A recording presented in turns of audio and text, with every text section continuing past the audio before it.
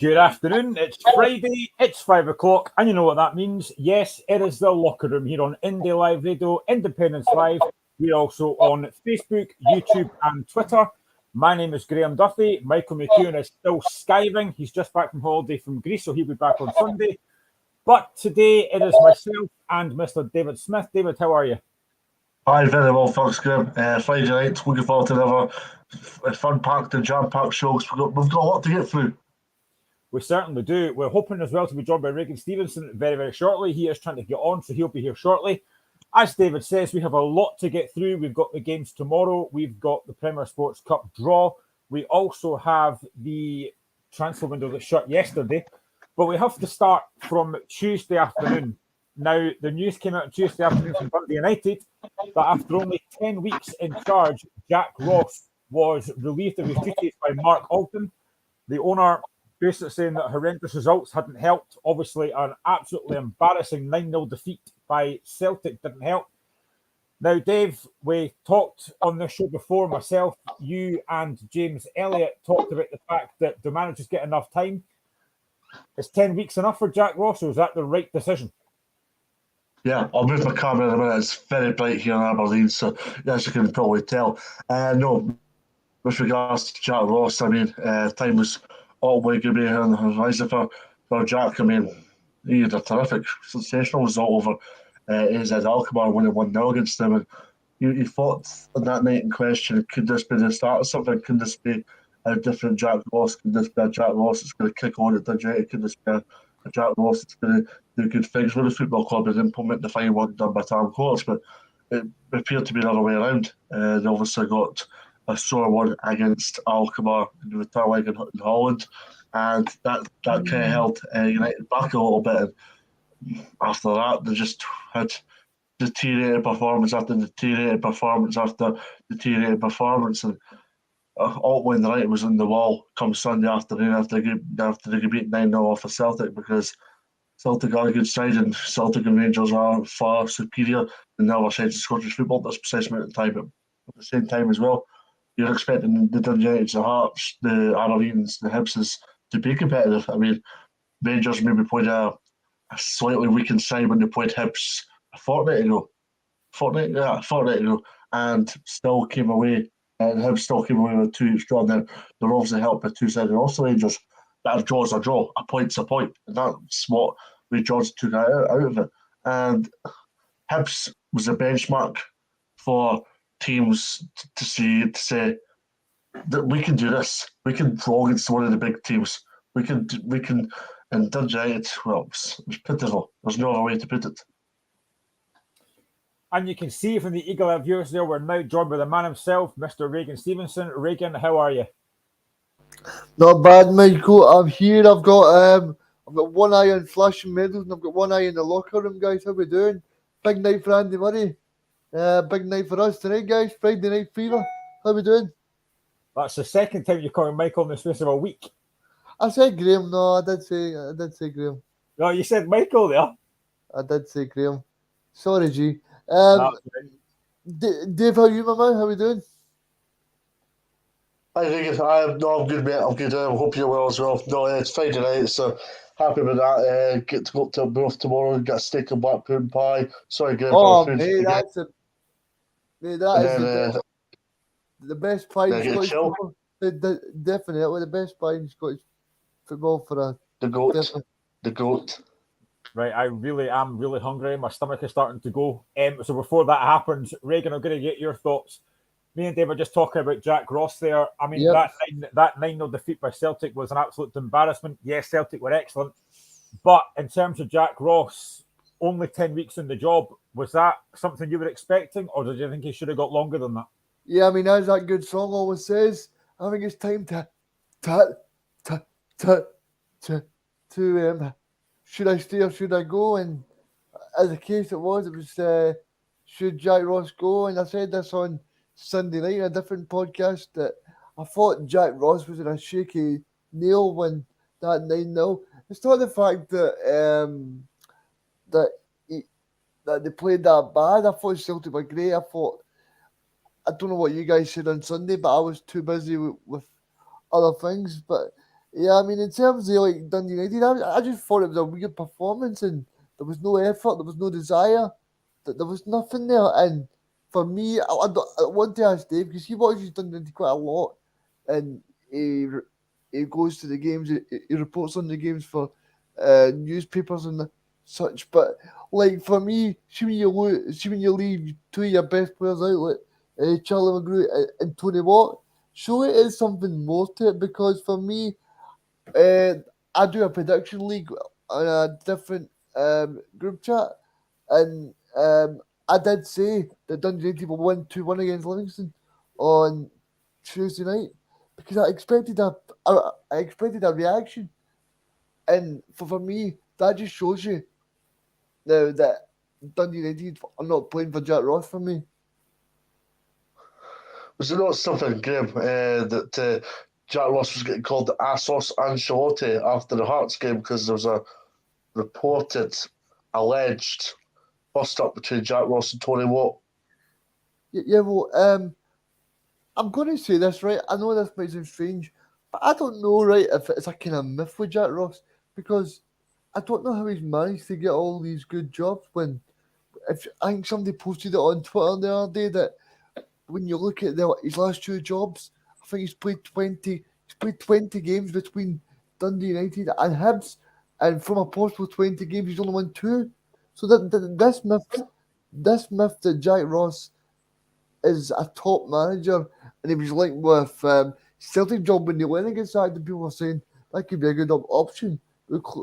Well, I know he did well with I know he did well with Sunderland, right, guys?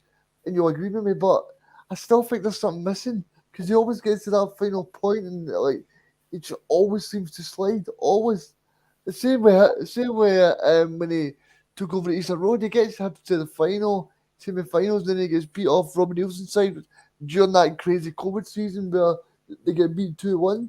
But yeah, I just think there's always something missing. And for a manager like him um, to get two wins from a possible 20, that's just awful. Yeah, I'll answer just a couple of parts. I mean, when you look at Tony Watt and Charlie Mulgrew, I mean, they're two senior figures in the United side, as you've alluded to. The fact that they've benched both of them tells you that there is something wrong. And I mean, Tony Watt and Charlie Mulgrew are first and foremost two senior figures within the football club. Secondly, as well, they're good mates. And it normally is when there's a rift with one player or a rift with a couple of players, and no one descends onto three or four players afterwards.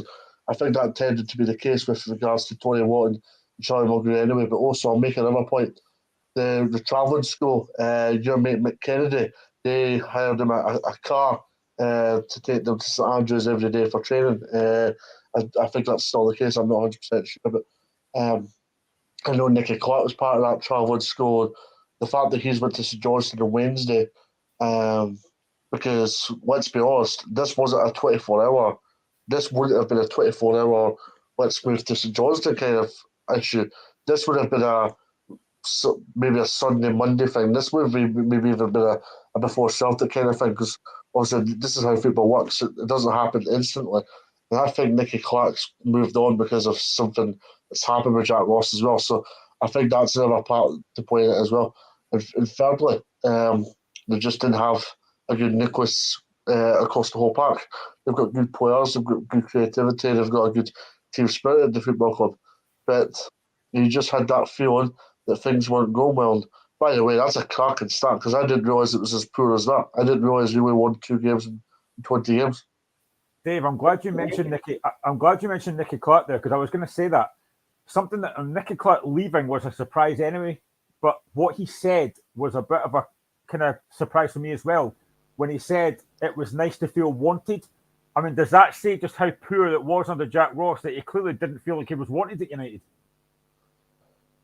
Absolutely. I mean, Nicky Clark and Tom Coates, to my understanding, I didn't ask Nicky the question properly there about that when obviously I was doing a lot of United stuff, but to my understanding, they had a decent enough relationship because Nicky Clark wouldn't have played the amount of games he has or the amount of goals he's scored had it not been for that relationship. He scored some pivotal goals towards the tail of the last season for United.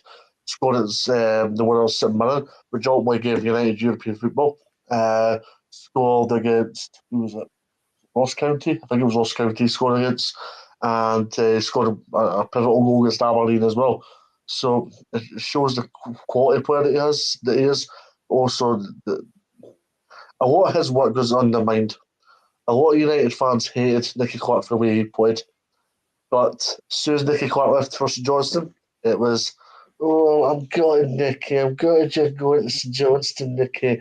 Oh, best wishes at St Johnstone, Nicky. I'm gutted you're leaving for McDermott Park. See you later. We'll see you later in the season.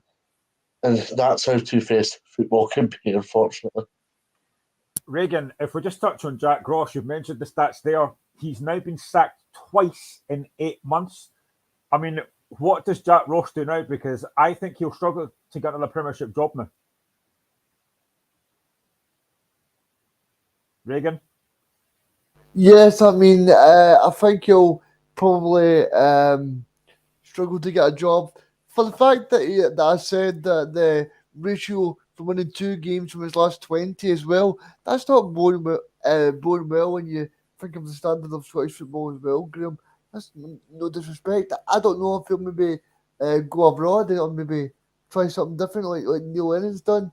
Neil Lennon's went to Omiya Nicosia over at Cyprus, and he's doing well. He's got Manchester United in his group. He's got Real Sociedad, and maybe that's something that Jack Ross could see. Right? Maybe I need to get away Scottish football for a bit. Take the family, take the wife there, take the children there, and try something different. Because I think maybe I don't know if he's got the same reputation anymore in Scottish football. But I don't know if it's a kind of myth. But I think Jack Ross could have built this reputation. He's a very good coach at Mirren, very good at Alloa, very unlucky at Sunderland, very unlucky at Hibs to lose his job. But so you guys will look back at it and go, 2 wins from a possible 20. That's a damning statistic. That's damning. Dave, it wasn't that long ago that Ron Gordon, the Hibs owner, did an interview where he said that they were maybe a little bit hesitant. They maybe sacked Jack Ross too early. And now, as I've just mentioned, he's been sacked twice in 8 months. I mean, what do you think is the next step for Jack Ross, man? Well, I'll answer that in 2 parts, Graham. Because I want to make a point about Ron Gordon first. Maybe Ron Gordon said what he had to say, but at the same time as well, a football chairman is ultimately criticised, liked, disliked, honest, trustworthy, critical, all these big words within how they choose their football managers and how they sack football managers and how they appoint football managers and so forth, right? And Jack Ross stayed till Valentine's Day, just to give you an example, and Jack Ross had gone 7 matches without a win during that January period.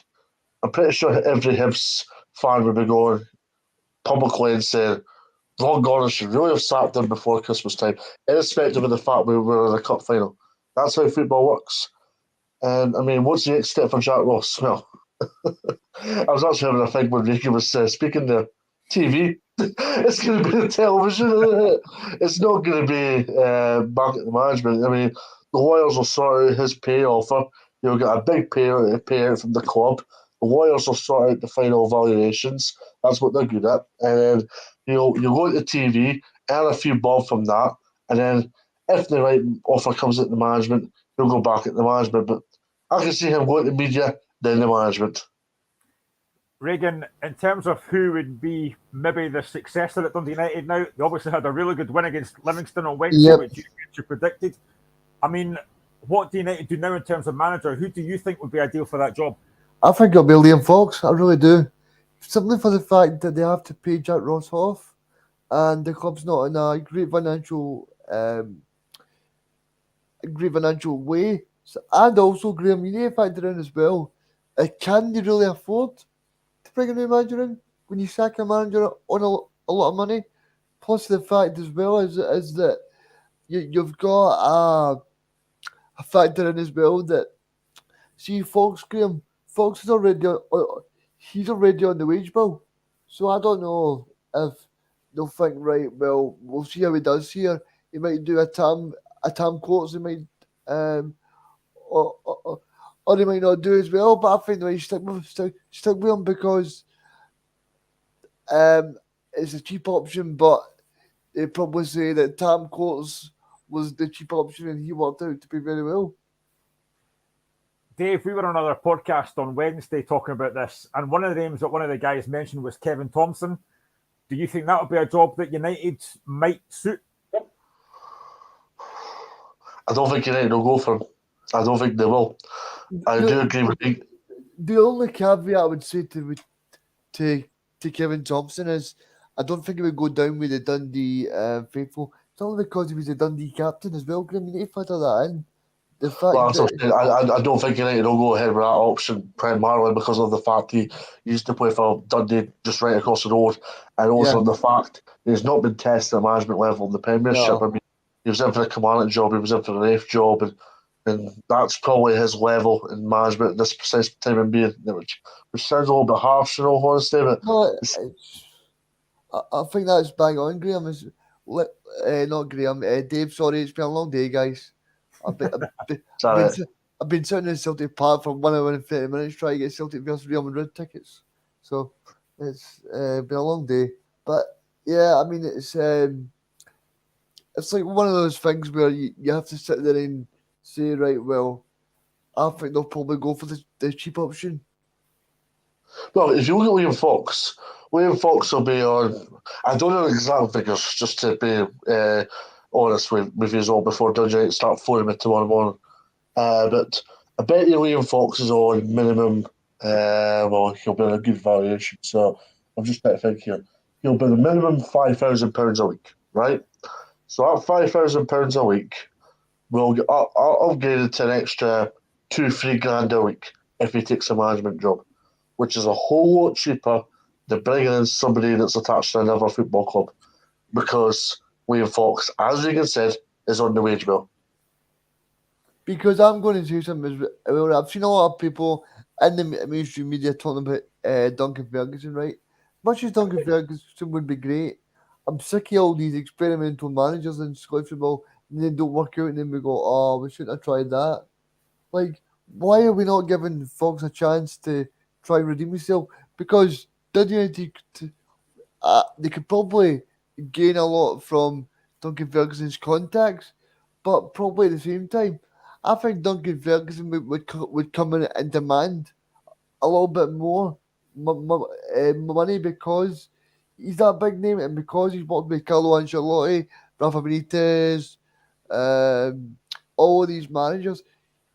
As much as people say he's played with the club, he's done this, he's done that, I don't think that he would come in on the cheap.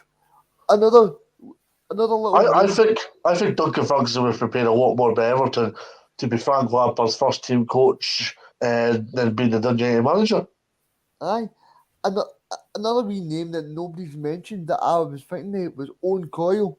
Owen Coyle was a great player for Dundee United. What a job he's doing at Queen's Park. Oh, he's absolutely brilliant. He should be in the frame. He should be in the frame. He's done well with Burnley back in the day, Bolton as well. I know it didn't work at Ross County, but you have to say he's a good coach. He did well in India as well.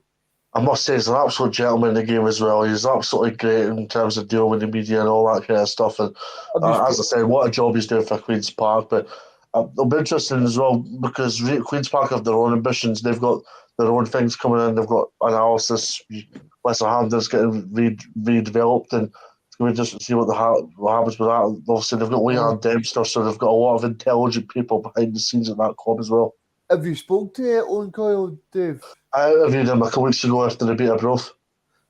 I just want to ask you, was he, in terms of him, was he quite ambitious then for the team? Because 100%. He was all about the fact that he had a lot of young players, but at the same time as well, he was speaking about his grand plan.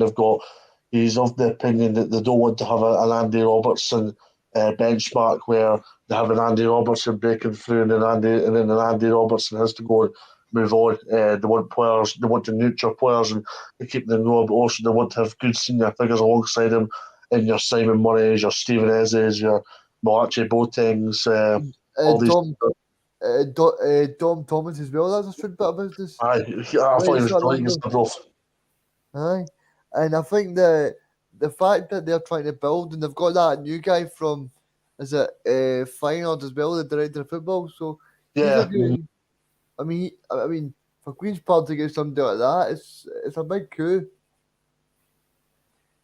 Before we move on from United, I just want to get your guys' thoughts on this. Something that infuriates me as a fan, whenever a manager gets sacked, you always hear a player or players coming out and saying, "Oh, we've let the manager down." Yep. It's a bit late for that. It's a bit late for that now because they've basically got Jack Ross to sack. Yeah, that's the typical PR, tick a box to the press type of analogy. Yeah, that's bang on, Dave, because I don't think they're going to come out and go, Jack Ross was a poor manager, or I'm so glad he's left, you know. They're not going to come out and say that. I was a little bit surprised that Graham, who was it that came out and spoke to the press? It was Stephen Fletcher, I think. Stephen Fletcher, yeah. Brian Edwards said something as well, but I think it was to TV. Stephen Fletcher was the external media in terms of the newspapers and the Beeb. Yeah, because I was wondering, was it Tony Watt or Charlie McGrew? Because I would quite like to see what they've got to say, because I don't think it would be pretty complimentary of Jack, to be honest. Yeah, no, they come out and said anything. No, Stephen Fletcher has, but not Tony or Charlie. No. I suppose the big thing for Dundee United though is try to get that win again tomorrow against Motherwell, because if you look at them, they're probably in a really good position in terms of the window. Jamie McGrath is a really good player. Sibyl's a good player. Middleton's a good player. I think Jack Ross is playing well. I think it'll be a good game tomorrow. You've got Stephen Hamill's Motherwell, who are starting reasonably well. They've picked up some good wins. There is a couple of disappointments in there as well, but up against the Dundee United side, who are resurgent and buoyant, following obviously the big news this week. So I think it's going to be a big game at Far Park tomorrow. Great. I don't know if you guys noticed the Motherwell videos, but I think their social media content's outstanding. And Hamill was going, big game Saturday. Recover well, train well, we go against Saturday. Massive game. I like that from Hamill. Yeah. And the Motherwell side that's just re-signed Louis Moult as well. Oh, no, sorry, I forgot about that. We don't want to talk about that because we're going to move on to transfer window soon, and I'm going to come with a big statement on that. So let's move on to the Premier Sports Cup games that took place this week. Tuesday night, it was Annan 1, Aberdeen 4 after extra time. Dundee 3, Falkirk 0, Partick 1, Arbroath 0, and Rangers 3, Queen of the South 1. Reagan, I just want to start with Aberdeen first. They did win 4-1, but for a while it was looking very tricky because it got taken extra time. So I think as much as Aberdeen are through, and Goodwin will be delighted, a lot of credit has to go to Annan for that. Yeah, I managed to watch this game on Tuesday night. I was switching between this and the Chelsea game against Southampton, but yeah, I mean they actually played well. I think the big bonus for them was that the Premier Sports Cups now changed back to the extra time and penalties, because don't know if you remember, Graham, but remember last season it was going straight to penalties, and that kind of changed the whole dynamic of the competition. And I think if you're Aberdeen, Graham, it's totally different, because if you go in there 1-1, right, and you go straight to penalties, it's got a totally different dynamic to the game. So I think for Aberdeen to get that extra half an hour in and get the 3 goals, it just puts a bit of the icing on the cake, to be honest. And I think it's great for Aberdeen that they got through, and Jim Goodwin will be reasonably happy with the tie that they got for the quarter final. He'll be hoping to get to the final now, because I think Partick Thistle, as much as they've started well and they're my tip to win the championship, I think that Jim Goodwin will be fancying himself, because I like Stuart at the back. I think Stuart's been probably one of the best signings of the summer for me. I think he's been absolutely brilliant. I mean, how Aberdeen managed to acquire him is fair play to Jim Goodwin. I like Majewski up top. But they've just got a really good team now, Aberdeen, and they play Rangers next Sunday, and I think that could be an interesting game. I think we could be coming on here next week and saying, right, that could be a tough game for Rangers. Dave, does it show just how much Jim Goodwin's taken this cup seriously that he played pretty much a full-strength side against Annan? He's done that across the whole Premier Sports Cup game, and I think that's a club worthy of the respect shown, and also a manager that knows how tough League One and League Two clubs are. I mean, Jim Goodwin knows, because he was manager at Alloa, just how tough that league is.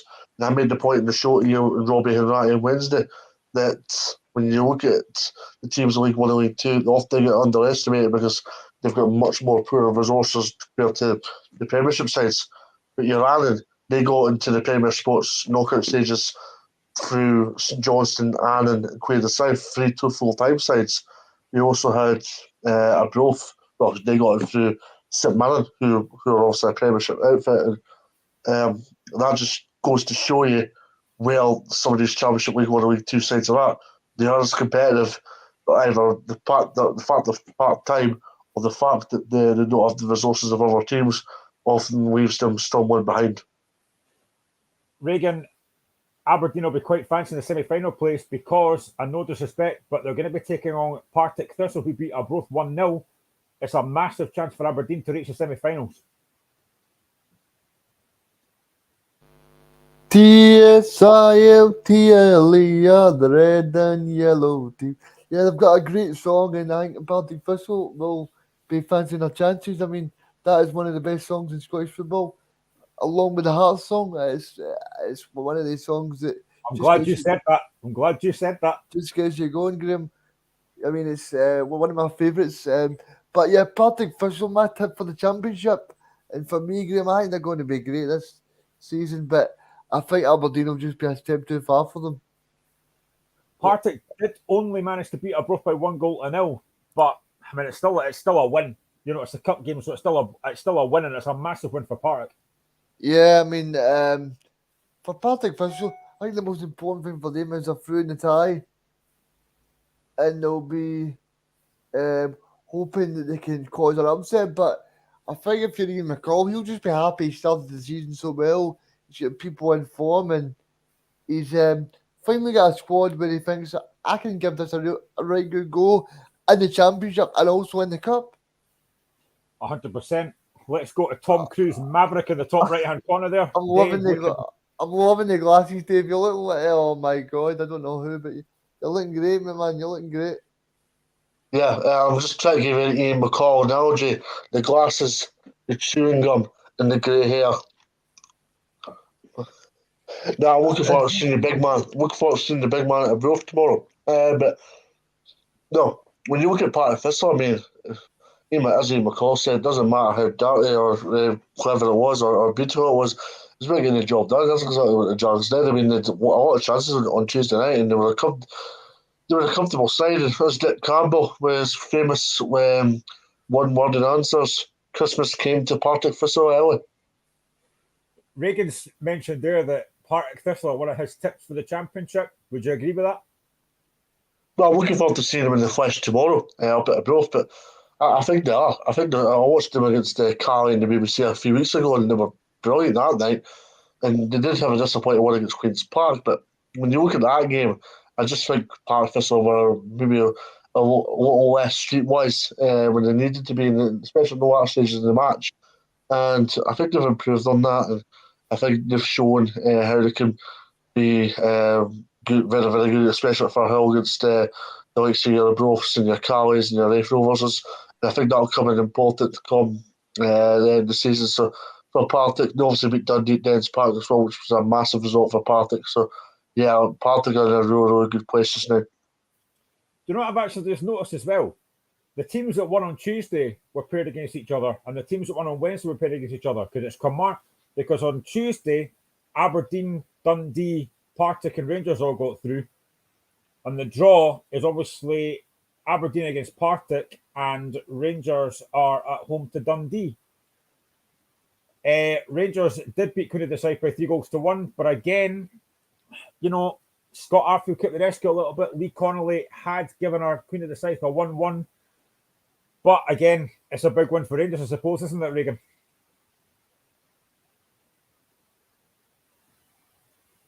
You're on mute, mate. Yeah, I mean, it's massive. Sorry, Graham. It's about a delay. I'm live in America. Yeah, I mean, it's a big win for Rangers. I mean, they got a little bit of a setback with the Connolly scoring a fantastic goal. You need to say that, Graham. Did you manage to see the goal? I haven't actually seen it. That. What a goal it was. Dave's giving the old thumbs up there. He's seen it. But, yeah, I mean, it was fantastic. But fair play to Robbie. Is it Robbie Ure? Robbie Ure Yeah. scored his goal. I thought he held the ball up well, and Scott Arfield does what he does and does that. He does that wee salute. He doesn't always get in the Rangers team, but he's proven to Gio that he can throw him in whenever he feels like it's needed to fill the Rangers squad, because I don't think he's a great player, but I think he's a good squad filler. Dave, in terms of Dundee, listen, Gary Boyer will be disappointed to be out the cup, but they gave a decent account of themselves at Ibrox. Well, yeah, I think so. You usually say Gary Boyer will be disappointed to be at the Premier Sports Cup when they won on Tuesday night. Oh, no, I was talking about Queen of the South. I meant Queen of the South. Got that wrong. Aye. Good win for Dundee on Tuesday, but for Queen of the South, disappointment. But Queen of the South gave a good account of themselves, and really Gibson could take a lot of points from that. Obviously, the game plan was very, very good. And Queen of the South have started the season reasonably well. So, for the fact that they can go to Ibrox and give a good account of themselves and be validated in their efforts, shows they can come a long, long way. And I think they need to show that into the League One campaign now. But as for Dundee, they were professional on Tuesday. Domagoj Falkirk acquitted themselves very, very well until Dundee opened the score, and Dundee ran ragged afterwards and got that result that they needed. But there was a lot of Dundee fans gutted at the fact that they need to go to Ibrox in mid-October. But at the same time as well, I think it's a bit of a payday for Dundee. That's exactly what they were happy about. But as you can tell, George Curia got a lot of incensed Dundee fans last night when Dundee didn't even sign a player, despite the fact that they've got a big payday coming. Yeah, I did notice that. I was on Twitter last night. I did notice that.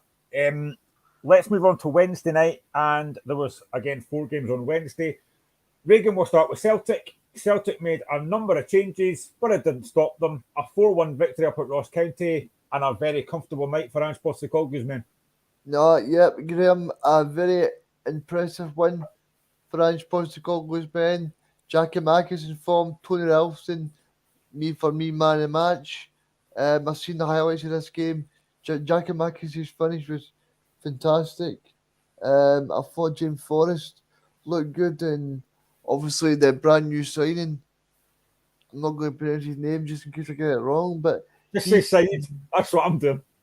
Brand new signing, come on, and he done well. And I think if you're Celtic, you'll be happy to get through. But yeah, I thought it was good to see Seagrass as well. David on those Seagrass through Dundee United. He made a great save in the second half to keep it at 3-1. That could have been 3-2, and then a totally different game. But yeah, I think Celtic are just steamrolling teams, and it's impressive from them. They've got a big couple of days coming up with the Celtic Rangers game tomorrow, and then Real Madrid, as I spoke about earlier. But yeah, I mean, Ange Postecoglou will just be happy the way that they're playing. They're scoring goals for fun. They're threats all over the place. Kyogo's playing well, Matt O'Reilly's playing well, and Giakoumakis scoring. So I think Ange will be overall very, very happy. Yeah, Dave, I mean, Celtic made a number of changes, as I mentioned, and they've still gone up to a difficult place in Dingwall and managed to score 4 goals. I mean, Postecoglou's got to be delighted with that. Yeah, but I made the point to you on Wednesday, with regards to Ross County, and they made 5 changes on Wednesday, I think. And I just went to show you, I mean, how seriously Marky Mackay was taking the competition, because you don't play Celtic and make 5 changes, especially if you know that Ange Postecoglou is going to make the amount of changes that he has with a big game coming up tomorrow. So, from Marky Mackay's point of view, I think a lot had to be left to be desired. I mean, Ross County, they're comfortable. They're not in a precarious position of any stretch of imagination. I just played my strongest 11, took the game to Celtic, or created a game plan to try and thwart Celtic, try and get that win. I mean, as I said to you on Wednesday, Celtic has needed a couple of occasions now, late winners, in order to go and get wins in Dingwall. It was more comfortable Wednesday, and the Celtic got the job done. That's the most important thing. And as Postecoglou got that comfort zone where he was able to go and take off players and rest players before Saturday, and obviously he didn't start like Jota and Kyogo and that, which was a big help in terms of Celtic's credentials on Wednesday. But it was a comfortable night for Ange Postecoglou. What made it less resounding was the fact that Ross County scored, because apart from that, it was a comfortable evening for Celtic. Yeah, Reagan, well, listen, Celtic are through comfortably, but will that be a bit of frustration for Postecoglou that they have conceded? I get all wee, but I think they were in cruise control, Graham. Even when Ross County scored, it seemed like they were still confident they were going to win. And interesting fact for me, Graham, is Jackie Vitti is the only player that scored against Celtic this season. So yeah, I did notice that as well. That's interesting for him, because he scored in the 3-1 victory at Dingwall before. Or as people are calling it now, Dingers. They're not calling it Dingwall now, Dave. They're calling it Dingers in Scottish football. Dingers, yeah. Scottish football terms. Well, Celtic will go to Fir Park. Motherwell, a very professional job against Inverness. And Dave, again, it's that main man, Kevin Van Veen, scoring a hat-trick. He's in very good form just now. Oh, brilliant. Did any of you see Doty's... Well, I'll get on to that in a minute, but no, first of all, fantastic performance, professional performance. Got the job done and safely through the next round. And that's just a sign of where Motherwell are going under Hamill, because Motherwell are doing very, very well just now and playing some very, very good football. But I do worry for Cali, because Cali haven't had the best start to the season. And Jay, you see Doty's interview Wednesday. I'm going to phone Crawford Elwyn at the SFA. That's just how brilliant he was. No, I didn't see it, Dave, but I'm not surprised, because I did hear Motherwell got 2 penalties. But I'm surprised that the newspapers never used it. You know how they say you're in a great vein of form? You could have said a great Van Veen of form, you know? Well, I'll speak about it from a Motherwell point of view, and obviously Van Veen is a good Van Nistelrooy under Stephen Hamill. Absolutely brilliant. We'll get into good areas, we'll get goals, and Motherwell have got a bit of a better nucleus and understanding of each other under Hamill, which I think was missing under Alexander. I think there was something cynical happening within the background when Graham Alexander was involved, but under Hamill, excuse me, under Hamill, there seems to be an understanding of how everybody plays. There seems to be an intensity in their play. There seems to be an overall connection between everybody, and that's what you need in a football team, and that's exactly what Motherwell are getting just now. But as for Cali, I was making a point to somebody about this. Cali should have taken a few strikers now. Don't say what said to Jay Lewis after the game on Wednesday. Look, with Cali, we can't be spending loads of money, especially with living costs and all that kind of stuff. But at the same time as well, I do fear for Cali that they'll miss a target man at the top end of the park, because I don't think Billy McKyle scored enough goals for me. We've mentioned Dundee United, who beat Livingston 2-1, and Dundee United will take on Kilmarnock. Let's go to Tynecastle. Yeah. Hearts 0, Kilmarnock 1. I mean, Reagan, I'll get your thoughts first. A massive win for Kilmarnock.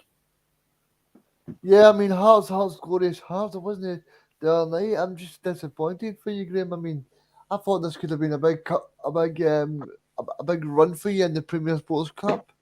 But yeah, I mean, it's you need to give credit to Derek McInnes. I mean, it's he's a club specialist, as you would say. I mean, he's got Aberdeen into the semi-final, but from a Hearts part of view, Graham, I'm just disappointed, because it puts more pressure on Robbie, and they've done so well. They got a home tie against Kilmarnock.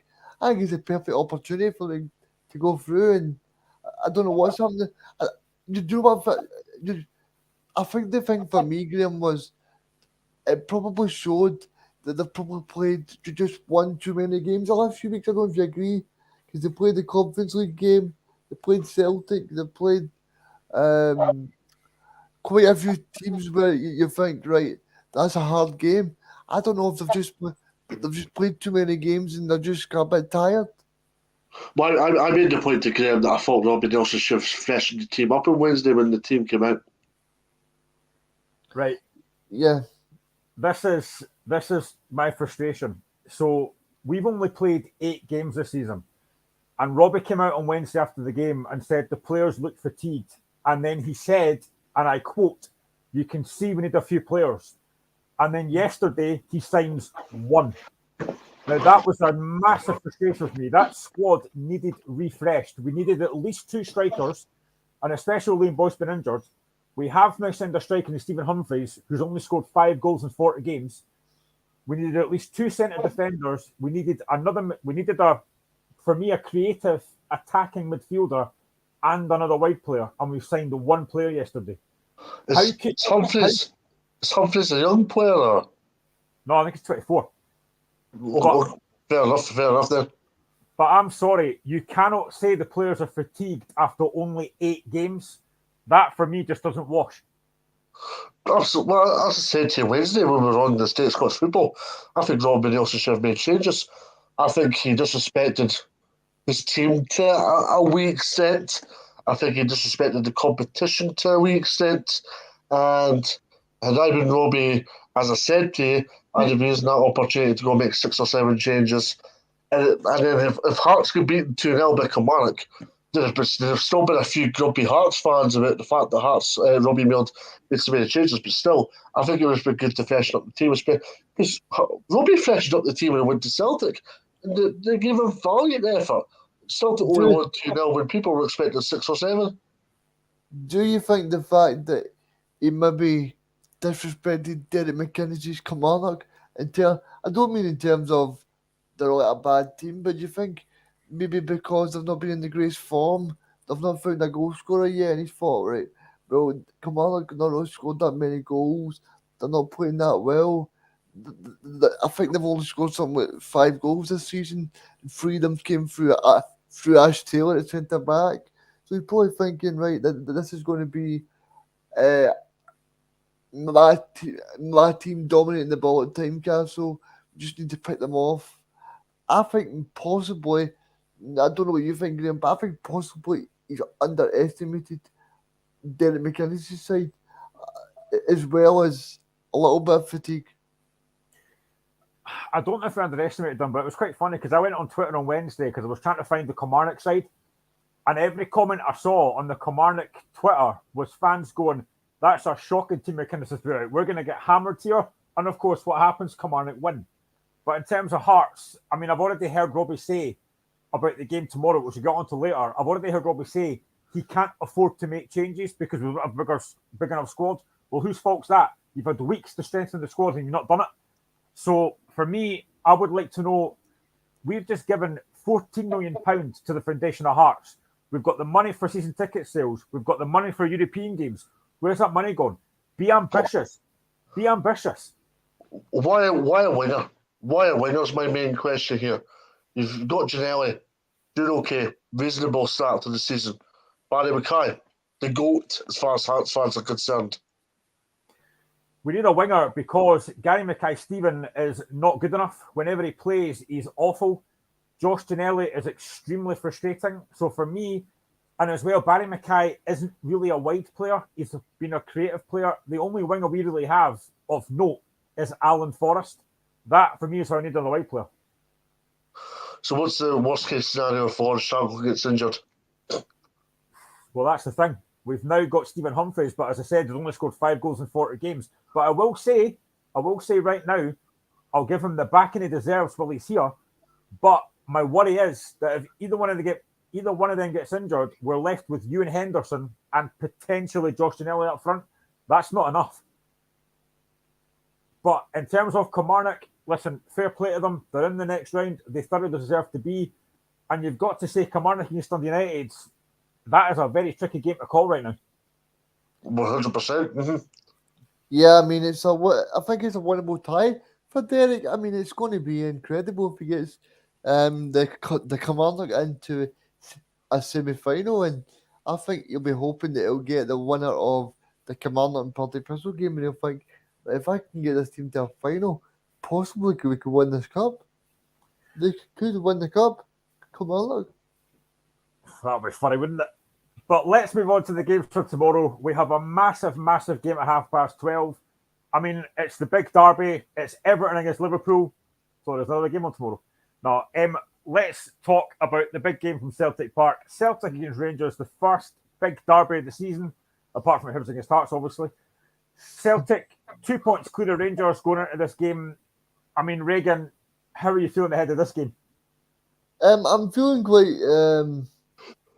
quite intrigued because I think, I don't know if you read, Graham, but Rangers' most creative player, Tom Lawrence, is now out of the game. I did see that earlier, yeah. That brings a new dimension for me. I was thinking Rangers would make it quite stuffy for Celtic in the end up, but I think now they're going to come and try and defend and take a point. I think that if Rangers can get out there with a point, they'll snap your hand off for it. Just with circumstances, with Chola up front and no Morelos probably, with Tom Lawrence out as well, and Kent not in the best form. Sakala's not pushed up through trees as well. I want to ask you guys just before we move on, are you surprised with the lack of movement between Celtic and Rangers in the last couple of days? Because I was surprised that Celtic let Ajeti go and didn't bring a striker in. I was also surprised about Rangers as well, that they brought that 40 million quid in and then didn't spend. But then I don't know if you've seen, Graham, that the news that broke from the Scottish media this afternoon. Was that the FFP story? Yes, it was. I did see that earlier, yeah. Yeah, I think this is quite a substantial thing for Rangers because it shows that as much as they've had great success on and off the park in terms of bringing in money, they're still not in a great stable position, and it shows that they weren't able to go out and spend a proper fortune on a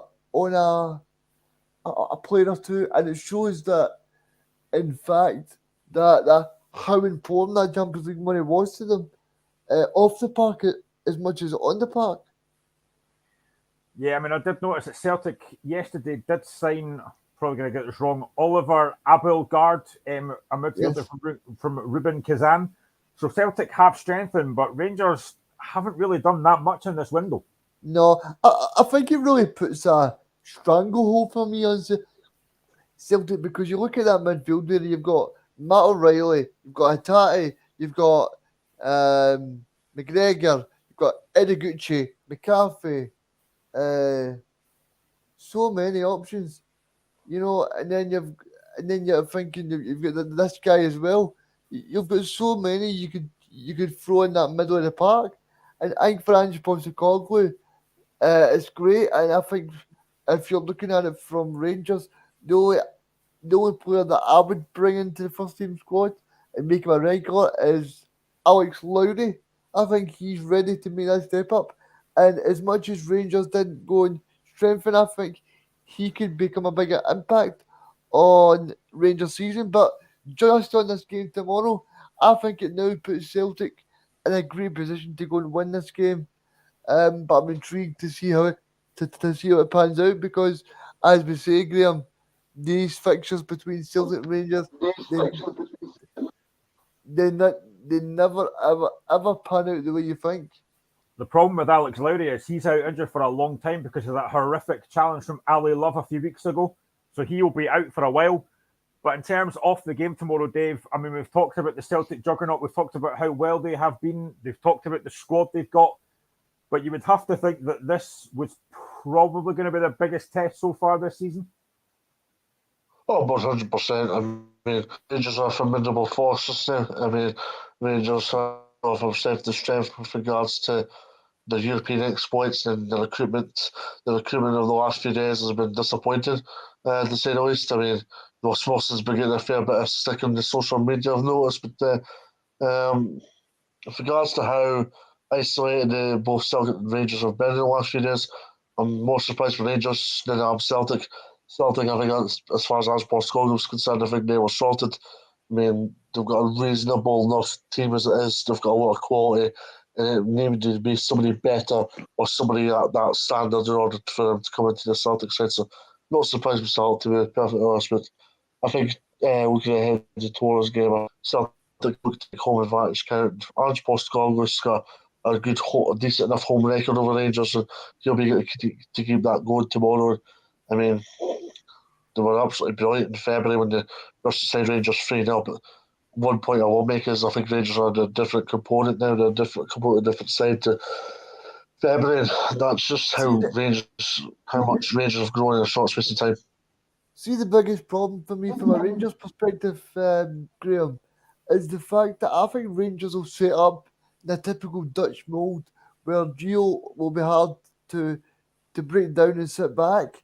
I think that this Celtic team, you need to go at this Celtic team and see if Rangers sit back for the first half an hour. This game could be finished in the first half. Rangers need to go toe to toe with this Celtic team. Because for me that's why they lost that game at Celtic Park, because they were far too pedestrian in the first half, and if they set off Celtic, that's perfect for Celtic. We seen it last week and the week before against Kilmarnock. Celtic go 4-0 up at half time. So I think if you're Rangers, you'll just be looking to go there. I mean, a lot of the time last year, it was Connor Goldson and Borna Barisic that weren't switched on. But yeah, I think from a Rangers perspective, you'll just be hoping to get through the first half an hour or 45 minutes with the 0-0 scoreline intact, because you don't want to give the Celtic side any encouragement going forward. Even that, I think if Celtic get an early goal, I think it's curtain for Rangers.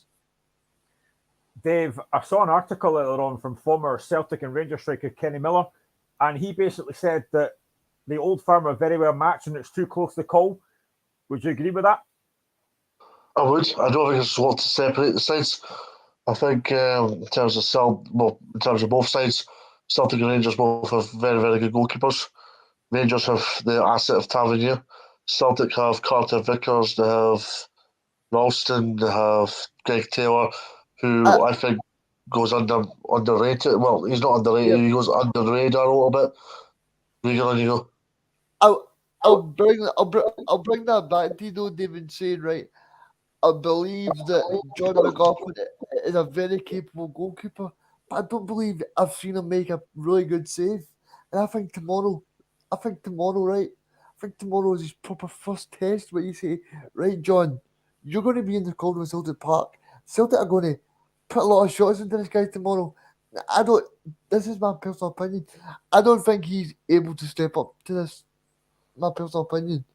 I think it's a good opportunity for him to go and proclaim his place. I think it's a good opportunity. I think it is, but then I think Alan McGregor, for me, knows what this game takes, and he's always up for it. I don't think John McLaughlin, for me, the type of guy that I would have in this environment. Also for me, I think that if you look at the 3-0 game, no, I'm just looking at the past, last season, obviously. You look at that and how much you can talk about that Rangers have got really good assets, but think about the way that Gio set them up. The way Gio set them up for me was far too passive. Do you not agree, Graham? And I think if he sets them up far too passively to try and be hard to break down, then Celtic will just pick you off. You need to go and you need to be aggressive. You need to go for it. Because I think otherwise, Celtic will just pick you off and they'll be three or four goals up. Yeah, I mean, Dave Regan mentioned that if Celtic were to score early, it could be a very long afternoon for Rangers with that Celtic front line. 100%. And I mean, now you see Connor Goldsons and all these, James Sands. James Sands playing? James Sands suspended now. No, he never got sent off last week. He should have been. It's Friday. No, anyway, with Goldson and Sands, they have a lack of understanding, and that could be a big say in how the game evolves tomorrow. And it's going to be interesting to see how things evolve. And as Regan and yourself, Graham, has said, if Celtic get a first goal within 10 minutes, how is Goldson and Sands going to get on afterwards? Because they're arguably as strong in a backline as a Dundee United backline, a Hibs backline, Yep. St Johnstone backline. All these lower range sides. I did They've see. not. I did see tomorrow that it's meant to be Funding Line at Celtic Park. Well, I think it might be a Celtic Storm. The Rangers might need to. Thunderstruck. Is Yeah. that Celtic bringing the thunder tomorrow? Is it? Bringing the thunder back, as Neil Lennon would have said, but I don't want to mention that with a lot of Celtic fans probably in the chat like that. Neil Lennon, Reagan, I just want to touch on one of the players tomorrow. I mean, listen, there's a lot of Celtic players in that team that could do a lot of damage tomorrow, but Kyogo has started the season in fantastic form. A hat-trick last week, and I speak about this quite a lot. His movement in and around that box is unbelievable. Yeah, his movements are exceptional. The only thing I would caveat the way is he's not really done that well against Rangers. I don't know what it is. Obviously, Giakoumakis has done well, but like you said, Kyogo's probably one of the best finishers in European football at the minute. I think he could play for any team. I think his movement's just so different, Graham. He just seems to get in behind every single time. And what I did like from him last Sunday was he was chasing the goalkeeper down at 7-0. I think what I quite liked about him last week, and I mentioned this to Dave, who is now away, so it's just me and Reagan now. But what I like about the fact is he starts offside and then he makes that run to get back on side. It's a really good skill to have that. Yeah, and I think that's one of the reasons why Ange plays Kyogo from the start, because he sees that Scottish football teams tend to sit back. They'll see Kyogo's run. Kyogo's run's dynamic and it can get in behind you pretty quick. And with Celtic's trickery on the wings, it's quite easy for someone to lose their man and then Kyogo to sprint right by him. So I'm just looking forward to being there tomorrow and seeing what Kyogo can offer, because I think Giakoumakis is more the one that shows up in these fixtures. But I think Ange will go with the same team that it went with last week. One of the interesting dilemmas I want to ask you about, Graham, is the interesting dilemma that Ange will have when he goes to sleep tonight. And that'll be probably Jens or Starfield. Because for me, Jens has started really well. And Starfield as well. So do you think he'll change it up, or do you think he'll stick with Starfield and Vickers as well? I think he'll play Morris Jens, to be honest. I think Jens has done very well. He's obviously a massive threat of set pieces, and he hasn't really put a foot wrong with Celtic. I think Starfield is very good. But I just think for a game like tomorrow, I think he'll probably play Morris Jens. And I think, listen, it's going to be a very difficult game tomorrow. I do think Celtic will win. But I did say earlier as well, I think Morelos is back in the Rangers squad. I don't think he'll start. There's absolutely no doubt. I don't think he'll play either. No, I think for me, I mean, we talk about the threat that Celtic have got, but the threat that Rangers have got is Antonio Cholak. He has been very, very impressive so far. Yeah, he's been absolutely brilliant. I think it's 7 goals in 7 games. I mean, every time you think of Colac, you think somebody's got a cough or something. Sounds like medicine. But yeah, it could be a perfect medicine for Rangers tomorrow, that Colac. But yeah, I mean, I think he's been brilliant addition to Scottish football. He just looks like a proper penalty box striker, like a typical Chris Boyd kind of finisher. Just and see in that 6-yard box, you expect him just to score goals and do well. I mean, he just seems to be a really good finisher, and fair play to him, Graham, because I think if Rangers are going to do well tomorrow, he's going to need to have a very good game. I just want to touch on something you mentioned a minute ago, and I do agree with you. Now, I think John McLaughlin is an excellent goalkeeper. Yep. I mean, do you think that he has now maintained that first choice, or should they bring in Alan McGregor back? I personally think they should bring McGregor back, but I'm not going to complain because I think McLaughlin is a very good goalkeeper. He's not done anything wrong, but I've still not seen McLaughlin do an unbelievable save where you think that's kept Rangers in the game. And I've still not seen him do things that well. I'm speaking to Rangers fans, not quite a few, and one thing they always say to me is McLaughlin pops off his line a lot quicker than Al McGregor. I think that's what Rangers fans enjoy from him. But I suppose you just need to wait and see. Suppose the big thing for McLaughlin that he'll say is he was he was in the side when Celtic played Rangers in that famous Scottish Cup game last season when Batty was the man of the match and Rangers won in extra time. So he'll say, I was the goalkeeper then, I can do well at Celtic Park. But I'm just thinking Celtic Park will be a cauldron of atmosphere tomorrow, and I don't know if we can handle it. I really don't think so. Celtic's next two games, Rangers and Real Madrid. I mean, for a Celtic fan, does it get any better than that? Yeah, I mean, I'm going to both. I said to you earlier, I was queuing at Celtic Park this morning from 10:30, and I'm still there at 12:15. So I was one of the last few that got my ticket for Real Madrid on Tuesday night, so I'll be there. Looking forward to it. I think it'll be great for Scottish football first and foremost. I'm not going to say the stat that I was told by a Celtic TV commentator this morning because I might jinx it. But yeah, I think Celtic will fancy their chances against Real Madrid. I mean, for people that don't watch Spanish football a lot, Real Madrid have really under-strengthened this summer. They've got rid of Casemiro. the Casemiro from Real Madrid. That they've only got one striker at the moment. Um, I just think they're really under-strengthened. Obviously, they've got rid of Sergio Ramos. They've got a really good centre half though, and David Alaba, who Scotland know too well, in in the Austria games. But yeah, I think they've really under-strengthened this summer by selling Casemiro and not really replacing him.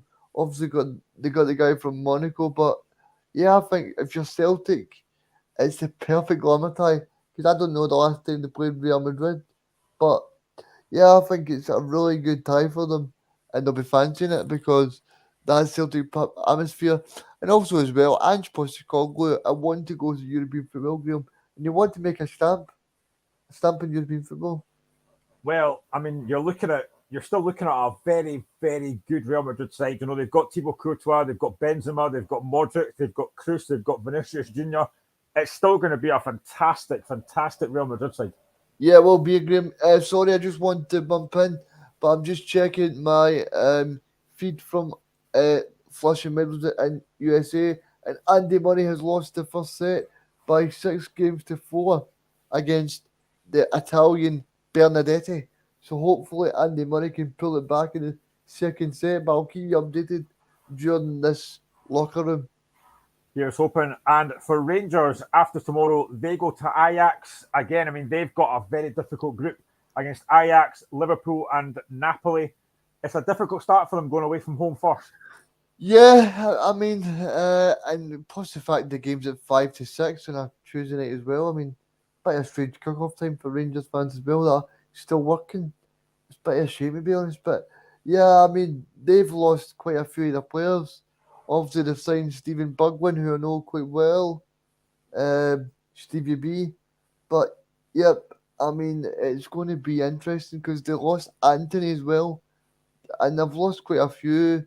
Um, they've signed Bassey. It'll be interesting to see Bassey come up against Rangers. But yeah, I mean, I think Rangers will fancy their chances. I want to get your take on this, Graham, because I said it on a different podcast the other night. But I'm kind of surprised, right, that Anthony, right, he scored 10 goals for Ajax and he can go for 90 million quid. Why can a player in the Dutch league go for 90 million, right? I don't care if people say Manchester United are desperate for a good player, right? But this guy's only scored 10 goals last year, right? Now, why are we underselling our product if some. Now, I want to ask you this. Do you think it's simply for the fact that Dutch football, everybody thinks it's brilliant and oh, the Dutch pass the ball and all that? Do you think that's what it is? Scottish football, they just lump up the park? Do you think that's what it is? Because How can a guy that's got 10 goals go for 90 million quid? That makes no sense to me. I'm not just saying this because he's got to Man United, but he is not a £90 million player. He's a good player, but he's not worth 90 million. And I mean, also, Man United tried to get Frankie de Jong, and that obviously didn't happen either. I just think a lot of folk do look at the Scottish game and think, it's all just kick and rush. It's not good enough. But I don't think Anthony's a £90 million player in the slightest, but it just goes to show what Premiership teams will play for players, especially when they're desperate like Man United were. So in terms of tomorrow, Reagan, I'm going to get your prediction for Celtic against Rangers. Celtic against Rangers, I'll go for Celtic 2, Rangers 0. I'm going to go Celtic 3, Rangers 1. I do think Celtic will win, but I think it'll be 3-1. So let's now go to Easter Road and Hibs take on Kilmarnock. Hibs on the back of a disappointment last week against St Mirren. And first and foremost, I just want to say all the best to Lee Johnson, who was taken into hospital yesterday to get his gallbladder removed, emergency surgery. So hopefully Lee Johnson is okay. Apparently was recovering well, so fair play to Lee Johnson. Hope he's okay. But it's a big game for Hibs tomorrow because they haven't had a great season so far. Yeah, I mean, just talking about surgery there, I'm surprised there wasn't major surgery done by Hibs in the transfer market. I mean, strange.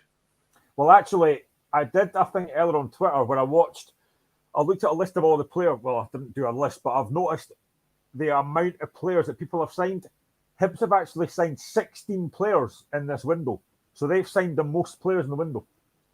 Yeah, that just shows you how much I know, Graham, and why you tend to get me on the locker room. But no, I'm not saying that they've not had a good window. I don't think they've went out there and went, right, we're going to take this third place back off Hearts. We're going to do something here. Like I said to you last week, right? I said to you, right, people were saying Hibs need a good reaction against St Mirren after they got beat by Livingston the week before. And I was saying, well, I don't see it coming. And then they go to St Mirren Park and they don't do well. I just don't see them. This is my prediction. I see Hibs finishing between 7th and 9th. And for the Hibs team, I don't think that's good enough. It's probably good for you, Graham, to laugh at it, but it's no good for anybody else that wants to see Hibs doing well. I'm a professional. I wouldn't laugh. I'm trying not to smile. But no, I mean, I think the thing is, watching that Hibs St Mirren game last week, St Mirren were the better side. There's no doubt about that. But Ellie Yuan missed an absolute sitter at 1-0 down. I think I could have scored that in my wheelchair, man. Honest to God, man. I don't know what he was doing. He's got to hit the target and he completely slices it wide. It was a really poor miss. I mean, I could have scored that in my chair, like I said. I mean, how he missed it was unbelievable. But yeah, I mean, for Hibs, I think they'll probably just go from worst to worst. Like you say, all the best to Lee Johnson. It sounds pretty sore of his gallbladder. I've never had my gallbladder removed, but it sounds like a sore one. And he was just hoping that his team don't take a sore one again tomorrow. Yeah, my wife had their gallbladder out, so I know how painful that can be. Oh, I know having a wife can be painful at the best of times, but I'm sure. Oh, she better not be listening to this. And I know when you get your gallbladder, it can be even worse. So well done to you, Graham, for putting up there.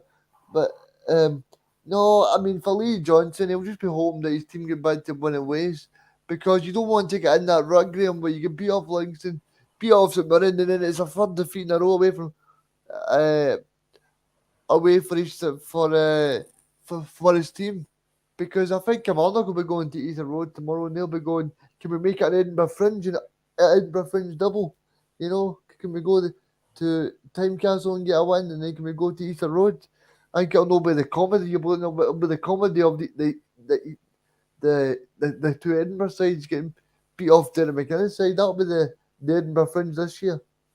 Well, on deadline day yesterday, Hibs announced the loan signing of Manchester United centre-back Will Fish, who's 19. There's a number of jokes I can make about that. To be honest, Graham, I don't know if I'll believe that. It sounds about Fishy's son.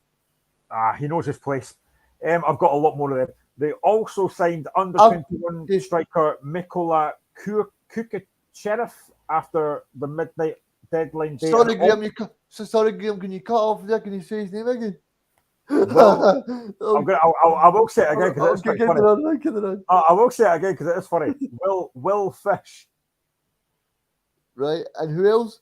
I hope he's good with the nets. Is all I can say. Honestly, I could do this all night. I could do this all night. Mikola Kukare, or I don't know how that. I'm just going to call him Mikolai, but he's a Ukrainian under-21 striker. And also, Hibs did try to sign Harry McCurdy from Swindon, but that is having to get approval from FIFA because the signing was lodged after the midnight cut-off point. So we don't actually know if he's signed for Hibs yet. Yeah, I mean, that just sums up Ron Gordon there. I mean, for him to get his son to do it, and then for his son not to get this transfer over the line, it just stinks of incompetence for me. Well, why would you do this? Is that a fishy joke again saying it stinks? Why would you go ahead, right, and say, I want this guy in my club, and then you decide to do it after the deadline? That just seems weird. Well, McCurdy has scored 23 goals in 44 games for Swindon last season. Yep. I mean, to be honest, after last week, that is something that Hibs desperately need. Yeah, I mean, another fish joke. They just need somebody to put in the back of the net, you know? But see, we could do this all night. We're like a comedy show. But in terms of Kilmarnock, and they're obviously coming off the back of a very good result at Tynecastle. Sorry, Graham, but who is the comedy show? Is it Lee Johnson signed out the comedy show, or is it us? I could not comment on that for my professionalism, but it's definitely not us. But Kilmarnock off the back of a good result on Wednesday night. I mean, Derek McInnes must be delighted with that. Yeah, I mean, Derek will be eating his Kilmarnock pie the day, and he'll be saying that was it's tasting quite nice, because he'll be saying, right, I've got a new striker in, big Deutsch, a big lump of, what does I like to say, you know, he's going to show up. But then Deutsch can't play tomorrow because he's on loan from Hibs, so he can't even play tomorrow. That is true. And who would they want to win? Would they want his new employers or his former employers? Oh, controversial decision that. Can I take that to VAR? Take it to VAR, but the longer you go to VAR, the longer it stays there. That's very true. I mean, to be honest, I watched Kilmarnock against Motherwell last week. They won 2-1, and I was actually quite impressed with Kilmarnock. They were excellent last week and should have won by more goals, to be honest. I mean, Kyle Lafferty he just kind of see once you get that first goal, Mark. No, Mark. You've called me every name right. See, once you get that first goal, Graham, it'll just be like a fish in dug water. He'll just be scoring that. He'll be scoring for fun, and it'll be impressive for him, because we all know Kyle Lafferty is a good striker, and Ollie Shaw showed that last year. But I think it was a statement of intent, dropping those two and putting Cameron in for the game against Hearts. And he'll be saying to himself, Graham, right, I want a chance here to prove to you, Derek, there's 3 strikers ahead of me, but I want to show Deutsch, Lafferty and Shaw that I should be the main man. Do you not agree? Yeah, I mean, I mentioned this to Dave last week, and I don't know if I'm just being harsh, or maybe I am, but I personally think Ollie Shaw is a championship striker. Yep, I tend to agree with that, because he's not scored. That makes logical sense. And also, he played at Ross County, if I'm not sure, if I'm not being wrong there, Graham. Played at Ross County. He did, yeah, he did. A couple of years ago. He didn't set the head on fire. He was a bit more like a rabbit in the headlights. But yeah, I mean, I think for Kilmarnock, they'll just be looking to try and steady the ship, because I was quite surprised yesterday when I text you in the group chat. I'm saying, has anybody done some deals in Scotland? And then obviously it got to like 6 o'clock and still not one deal was done at 6 o'clock. I'm like, what's happening here? Yeah, we will get to that. But just looking at tomorrow, Hibs sitting 8th, they've only got 5 points. Kilmarnock sitting 9th, they've only got 4 points. I mean, how big a game is this going to be for Lee Johnson's side tomorrow that they get back to winning ways? Yeah, like I said, you don't want to get in that in that little rut in life. Anything you do, you don't want to get in that little rut. And if they get in that little rut of getting beat tomorrow, then it just sets a bad mentality around the club because they lose against last week, and then they lose a week before to Livingston and St Mirren. So yeah, I mean it's a difficult one for Lee Johnson because if you look back at the first game of the season, they got a 93rd minute winning against St Johnson, and they probably should have got beat that game because I don't know if you remember, Graham, but the Hibs player put a naughty tackle in the first half. So if they go down to 10 men, then it's a totally different complexion. So I think it's important for Lee Johnson to build some momentum and do what he's doing because if they don't, then I think Lee Johnson could be the first manager sacked. Like I said, uh, this time a few weeks ago, I think he could be the first manager sacked in the Scottish top flight. After Jack Ross. Oh, sorry. Oh my God. Sorry, lads. I was waiting for that. Thanks, Regan. I'm delighted you said that. Let's look at prediction tomorrow. Hibs against Kilmarnock. Well, I just said that Lee Johnson's the first man your side, and he's no, so don't listen to me. But I'm going to go 2-1 to Hibs because simply for the fact, right? I said this last week, right? That see when you're in a rut and you're that low in confidence and you're that in a rut, but you need to get back to winning ways. I think sometimes the players turn up more, and I think if you're Lee Johnson, even if you're sitting in a hospital bed and you can't watch it, you'll be listening to the radio and you're thinking, if we can get 1-1 here and we can get back to winning ways, this could really kickstart us. I think I'm going to go for a 2-1 Hibs win. Oh, I don't know what to do with this one. I'm going to go. Do you know what? I'm going to go Hibs 2, Kilmarnock 0. I think Hibs will win it.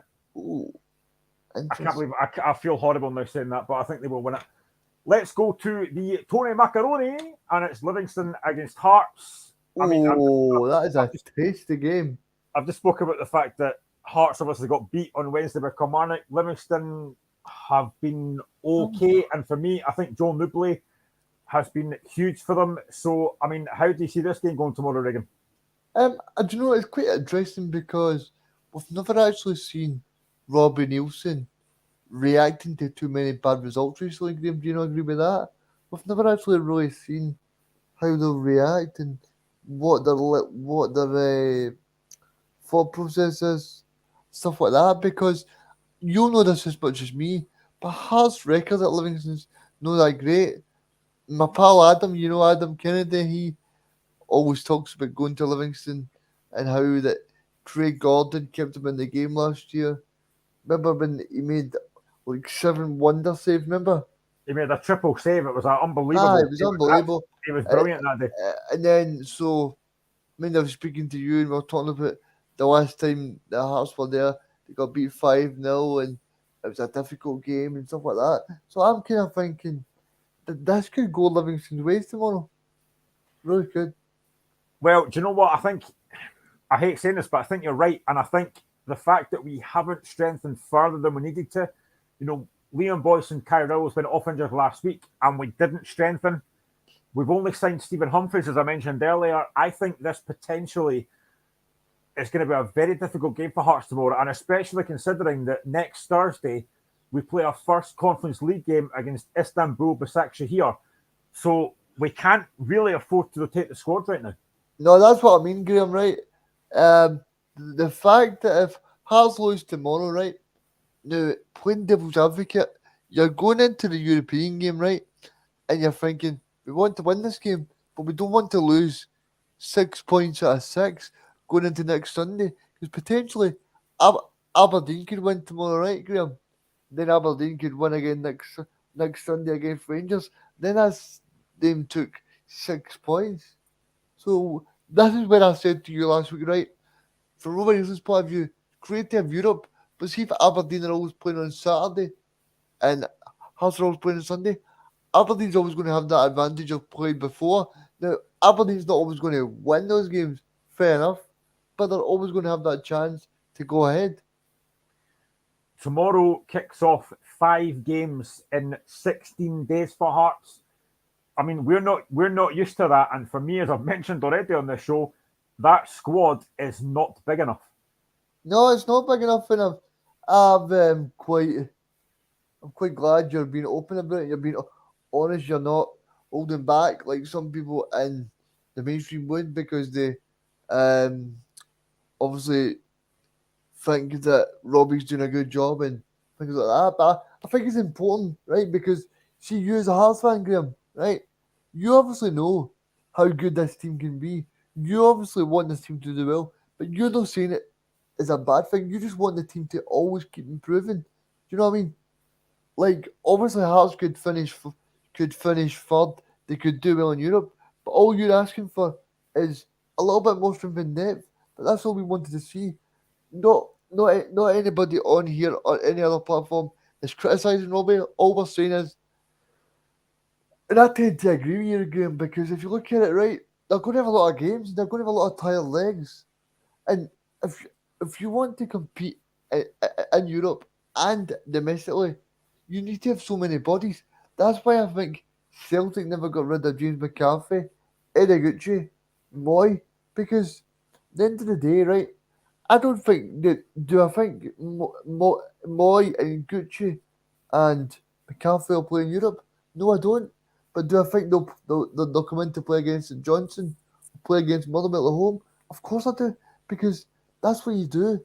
You know the Hearts will dominate the game, but you need to have. I don't necessarily mean backup players, but you need to have competition there, so that when Hearts are playing Livingston at home, Motherwell at home, even if St John's at home or a commander, you can go, I can trust these guys. But for me now, Graham, I don't know what you think, but for me now, this just puts extra pressure to Shanklands, to Forrest, to Halliday, to Mackay, all those players, to Peter Haring, to Royals. Like, I don't understand why, right? That Royals guy, I watched the game last Sunday. Now, Royals scored, right? And then he got injured straight away. Why did Hearts not go out the next day and buy us and a half? This is my frustration. Why right? did they not? I'm clearly watching that game on Hearts TV, and I'm saying, surely Robbie is watching it and saying, they need to go and. Anybody can see that. See, I've mentioned this earlier in the show, but see, before even we got injuries to Boyce and Rowells, Robbie had said we needed another centre back and another striker. Now, for me, I got a lot of stick on Twitter last night from fellow Hearts fans, because I said Hearts needed at least 5 new players and we got 1. And I got a lot of stick last night, but my point has always been that the squad is not strong enough. Now, Robbie and Joe Savage have got a lot of credit in the bank. They've done a fantastic job, but that squad needed strengthened yesterday or 2 weeks ago, and it's not been done. And that's my frustration.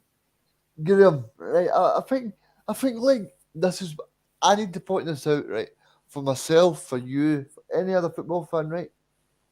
Now, we people can call us entitled or whatever, right? But see, if you have an opinion on Twitter, people like to call you out and say you're like being negative. Hearts are in Europe, Celtic are in Europe. Why are you complaining? You're not complaining. All you want to do is see the team succeed, right? And see, for you, right? You don't want to see Peter Haring play every single game this season. You don't want to see Shankland play every single game, because no doubt in my mind, right? Shankland is going to be tired, be injured, right? And if you ask Joe Savage or you ask the fitness guys, what is the one the one way that you can pick up an injury more obvious? And that is playing non-stop. No, exactly. That's my point. We cannot afford now to rest Lawrence Shankland because we don't have enough options there. Yeah, and that's what this is all what I mean. And can you imagine, right? Can you imagine? No, I'm not saying this is going to happen, but can you imagine if Shankland is playing the weekend and he gets a cruciate ligament injury on that pitch, Robbie Neilson will be tearing his hair out. He's not got much left, but he'll be tearing his hair out going, well, why did we not strengthen that area? Yeah, and that's the other thing that I find. That's the other thing I find frustrating is the fact that, as I said on Wednesday, came out and said that we needed a few more, and he didn't get them, and that for me is a huge frustration. To play devil's advocate with Robbie, do you think Ange Budget was budging on the budget? Well, she has always tried to give Robbie what he wants, and as I said, I think him and Savage got a lot of credit in the bank. But when you are playing as many games as we are, and you have those injuries, you need to strengthen the window, and we didn't do it. Yeah, I mean, I'm disappointed, Graham, because I talk with you every Friday. We obviously debate about Hearts and Celtic, but yeah, I totally get what you mean, because it's okay Hearts saying right we want to do well in Europe, but there's always Graham, you'll know this as well, right? I've never played football in my life, but I know if you're playing constantly all the time and you're pushing the guys every week, it's going to take its toll on them. And if it's the same way, right? Ange, right, last season, Ange Postecoglou, he put Celtic through their paces. Do you remember that game against Real Betis? He brings on Kyogo. Kyogo gets injured. Ajay gets injured. They've got no striker. They bring on Mikey Johnson. Now, if Celtic had better strength and depth, that's why I was saying Celtic need a striker. Because if you get one injury, then you've only got one striker for the full season. Yeah, I mean, I don't think Ewan Henderson is good enough for the Premier League, and it worries me that if we get injuries, he'll be leading the line for us. And especially when you've got games against Fiorentina to come, you've got, as I said, Istanbul Besiktas here, and you've got these league games to play. So that is why I made the point on Twitter last night that I think Hearts needed 5 players, and I got quite a bit of stick for that, but it was my opinion. Yeah, and I think Twitter can be toxic. That's why I hardly post on it anymore, because I think I used to love Twitter, I used to love the debates and stuff, but I think people are just stepping over the mark. I don't know if it's the whole pandemic thing, or people just love to troll people, or things like that. There's some great things about Twitter, but see when it comes to football, Graham, I don't know what it is, but people just think that they can say what they want. You know what really frustrates me? It's these people that are on Twitter that have got these Celtic profiles, Hearts profiles, but they'll not put their own name, their own name to the profile. You know, like it's okay having a debate with you and saying, but you're telling me you got stick last night for having an opinion, right? That's fine and well, Graham, but see, in reality, these will be the same fans that if Shailene gets one bad injury, God forbid, right? These will be the same fans that will be saying, "Oh, Robbie should have strengthened." So you can't win with these people. You can't win. Exactly. I mean, I pride myself on the fact that when I'm on Twitter, when I'm on here, I will always be honest, and I will say what I think, even if it means I'm having a go at somebody. I'll be honest. No, Graham, you definitely should know about me, and I'm sorry that it's happening, because I totally agree with you, because see if you're one serious injury away. I mean, Hearts are playing Fiorentina, Besiktas here. I mean, the Hearts could possibly. I was joking last week when I said Hearts could possibly win the Conference League, but if you look at it, right, the squad, they could possibly get to the last 16, and Robbie would be hoping for that. But I mean, if you're pushing that squad, right, and you're pushing Shankland, Mackay, Halliday, Craig Gordon, even though he's a goalkeeper, Halkett, Stephen Kingsley, if you're constantly playing these guys on the Thursday and on the Sunday, they're going to get tired. People say, "Oh, well, they're paid a lot of money. Shut up, Graham. Shut up, Regan. You're talking absolute mints." But it's just a reality. Yeah, 100%. Let's look at Livingston though, because obviously they got hammered 5-0 by Aberdeen last week. Obviously they had to send it off for Jack Fitzwater, and then they've lost in midweek against Dundee United, who've been struggling. It's not been the best last couple of games for David Martindale's men. No, I don't think it's been the best couple of games, but I think David Martindale will be open to get back to winning ways. One thing I will say that put a different complexion on the game was the fact that they were playing a rejuvenated Dundee United side, and also the fact that against Aberdeen, when you get sending off that early, Graham, it's quite rightly going to take its toll in the game, because, like we know, when you get sending off early, it really does change the game, the dynamic of the game, because it changes the whole complexion. So I don't think Livingston fans will be down at the front gates of the Tony Macaroni complaining about David Martindale, because if you get a man sent off early, I think the scoreline's probably harsh on them, because I don't know if you've seen the highlights, but they had quite a few good chances in the start of the game. They were the better team until that penalty. Yep, and I think that's what I said earlier. That penalty and the red card, it totally changes the complexion, doesn't it, Jim? 100%. I mean, you talk. I saw somebody last week saying, "Oh, it's double jeopardy. Should they be having a man sent off as well as giving away the penalty?" But I think it was the right decision in the end. Yeah, I think it was. I was interested to see the. I think it was the second. Did they get 2 penalties, Aberdeen? They got 2 penalties, yeah. Yeah, the second penalty was definitely a penalty. The guy that tugged them down just before the end. But yeah, I think that one was definitely a penalty as well. I quite like that. Shamal George, the goalkeeper, quite like him. Nubly looks shrewd bit of business. So I think, I'm sorry to say it, Graham, but I think they could cause a wee upset tomorrow. No, I do as well, actually. I think it's going to be a very difficult game. Do you know what? I'm gonna sit on the fence. I'm gonna get. I'm gonna go 1-1. I'm gonna go a draw. Yeah, I'm gonna go Livingston 1, Hearts 0. Before we get to the rest of the games tomorrow, I just want to get your thoughts on something that's just coming up my head, actually. You obviously weren't on last Sunday when we talked about this, but I just want to get your thoughts on one of the games last week and a refereeing decision. Now, it was Rangers against Ross County. Oh. I mean, I don't know if you saw it, but how on earth did James Sands not get sent off? And the one thing that really annoyed me was Nick Walsh's reaction, because he basically just shrugged his shoulders and went, "Get up." What is that about? To be fair to Nick Walsh, it wasn't Nick Walsh, it was Don Robertson. I knew that. I was just testing you.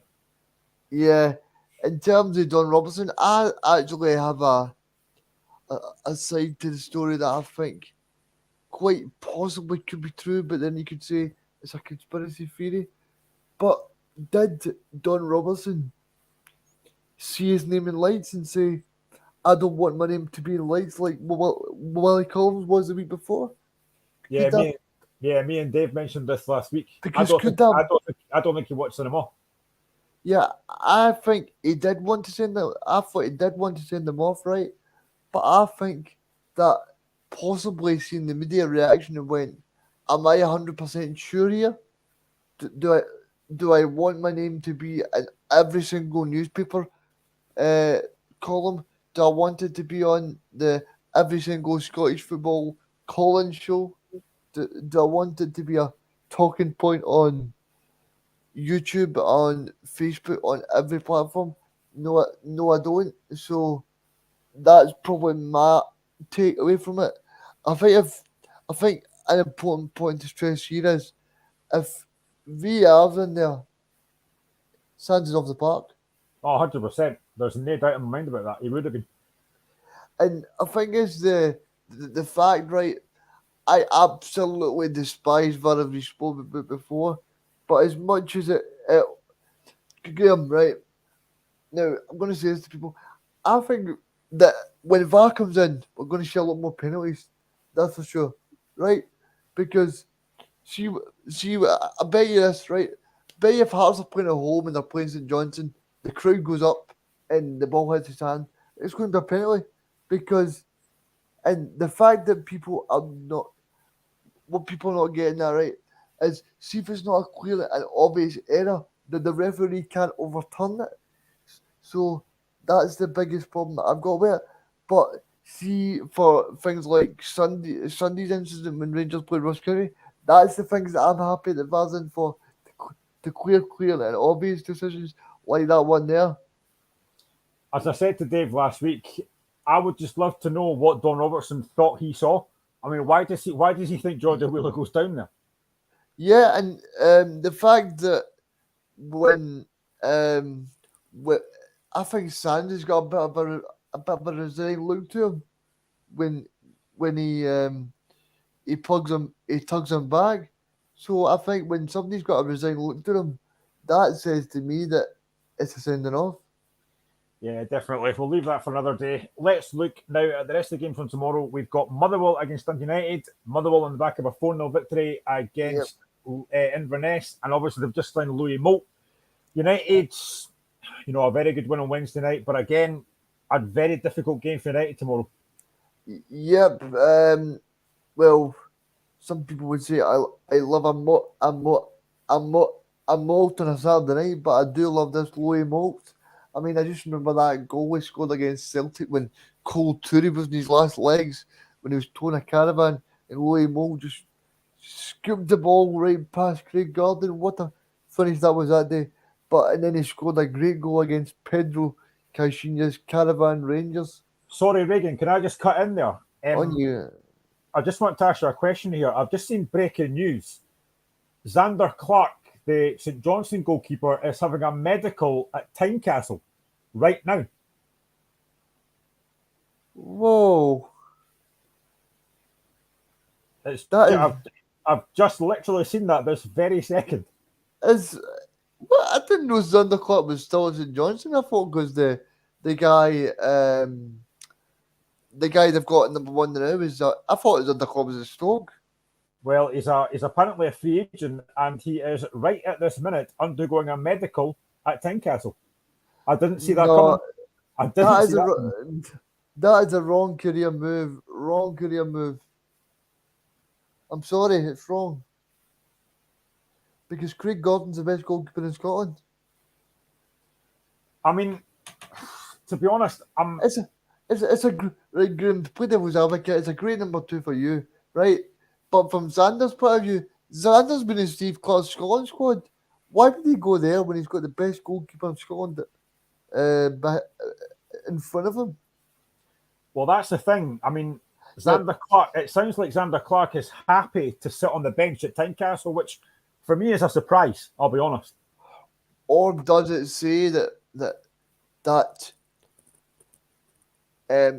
Robbie Nielsen might put his eggs in the European basket and play Craig Gordon in all the European games and play Xander in the SPFL?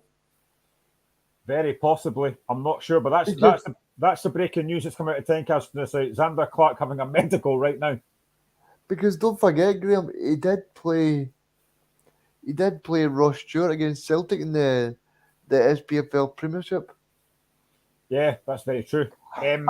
I'm just a bit taken back by that because I thought for his general to move forward as a professional football player, he would have done it. But he would have possibly stayed at St John's, or even went to somewhere where he could feature quite a lot. Like quite possibly, like you said, there he's accepting that he's number two. He's accepting that he's going to sit on the bench, pick up a wage, and he's basically going to have the same seat at Tynecastle as you, Graham. I wish I got paid his wages, to be fair. That's why I love doing the show live, because things like that just break when you're on the show. So we'll go back to Motherwell against Dundee United. I mean, you spoke about Louis Moult. Do you think that's a good signing for Motherwell, getting him back again? Yep, I'm going to stick my neck on the line and say that is the signing of the transfer window. What, not Xander Clark to Tynecastle?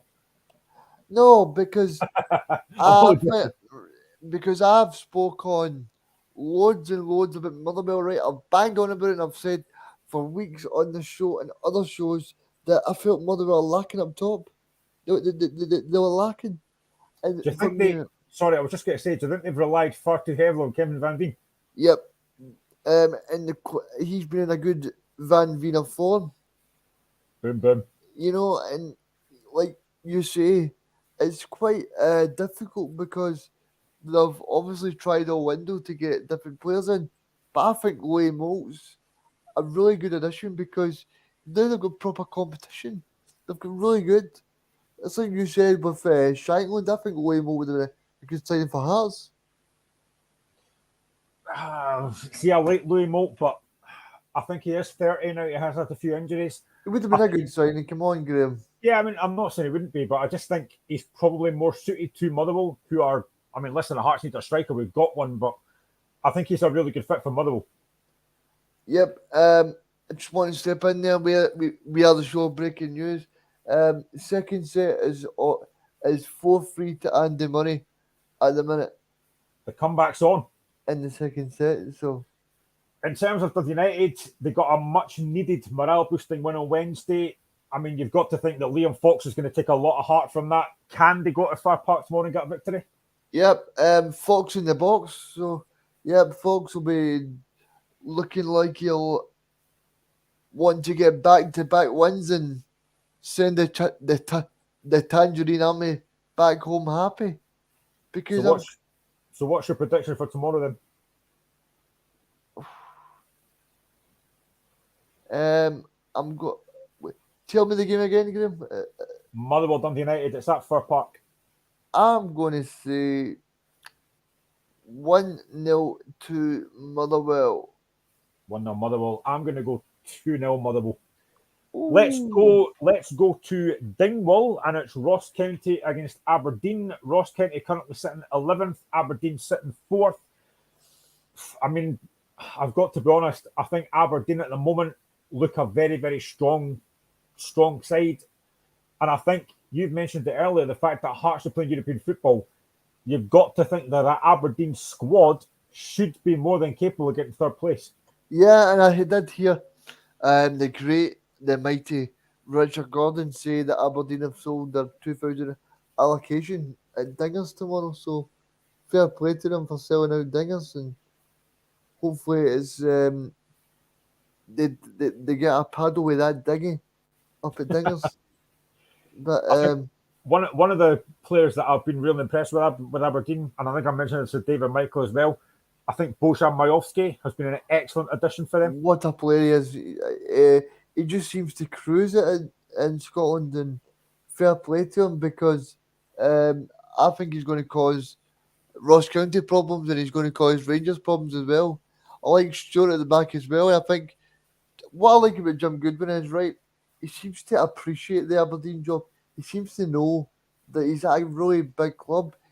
And he always talks about at Aberdeen they expect. He seems to know, right, Aberdeen, Hearts, Celtic Rangers are the big heads in Scotland. He seems to know that he's at a big club. No disrespect to St Mirren or Hibs or anyone else, but he seems to think, right, these are the big heads. You know what I'm trying to say? Yep. And every time that he talks about the Aberdeen fans being there and talking to Sir Alex about making Aberdeen a force again, I think he really wants to do that for them. Yeah, I mean, I've been really impressed with the business Aberdeen have done. I think they had a quiet deadline day yesterday, but I think they've got a very capable squad. And again, somebody else that I think looks a very good player for them in midfield is Ross McCrory. Ross McCrory's an outstanding player. I remember Pedro Caixinha. Well, as much as it was the caravans were barking and the dogs were chasing and all that stuff. He did say that Ross McCrory is going to go on to be one of Scotland's best ever players. I remember him did say that one night at Firhill. Yeah, and I think he's proven to be the case because I think Ross McCrory scored an absolute beauty last week. That was a cracking goal. He's proven to be one of these kind of players that you can rely on.